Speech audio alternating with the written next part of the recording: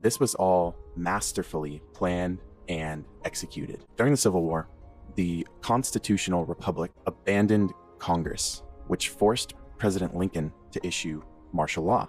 At this time, the Republic was taken over by foreign insurgents who replaced it with the United States of America, Inc., in all caps, in 1871. A corporation that had the same name, the United States.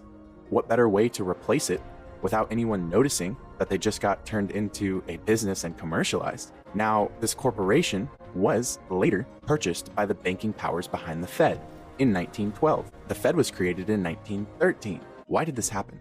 Well, the US was bankrupt when we sold the United States to foreign banking cartels, if you will. Salvage liens were placed on every asset.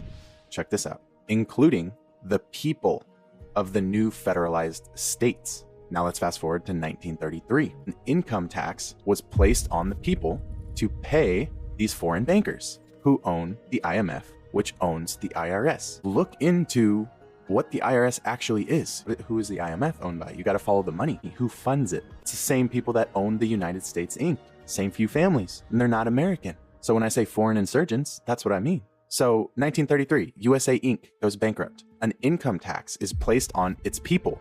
In other words, you and I were turned into property. Look it up. We were turned into cattle, and we were collateralized in order to turn us, humans, flesh and blood, into a means of paying off a massive debt.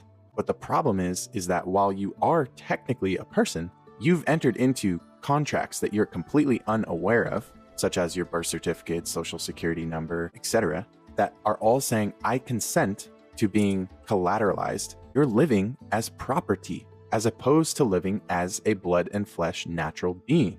On paper, you are property. You are a corporation right now.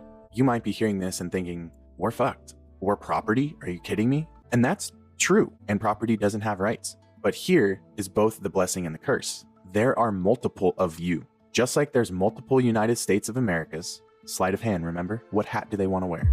There are multiple of you. The insane irony in all of this is the fact that they are actually now liable for all of your alleged obligations, aka debts. That's what a debt means. You can play a wrong move in chess and still win the game. And commerce is chess. Their greatest attempt to set us back actually is their greatest weakness.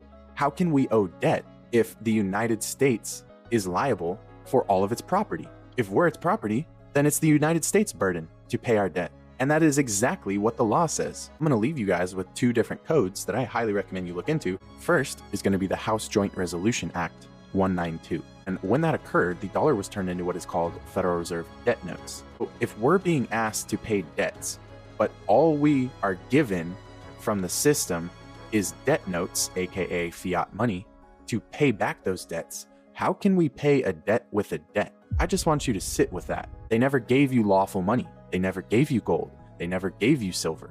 The other side of it is looking into 18 USC 8, 18 United States Code 8. You're going to come to find out that that's literally telling you that the United States is liable for all debt. All of your debt, the United States is liable for it.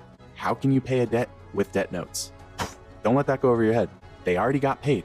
Whoever's coming after you, saying you owe a debt, whatever, they already got paid. Why would you be paying it twice? Common law, a completely different, higher level set of law that comes from God, the Creator, is for a natural blood and flesh man. And yet you have been following legal law your entire life.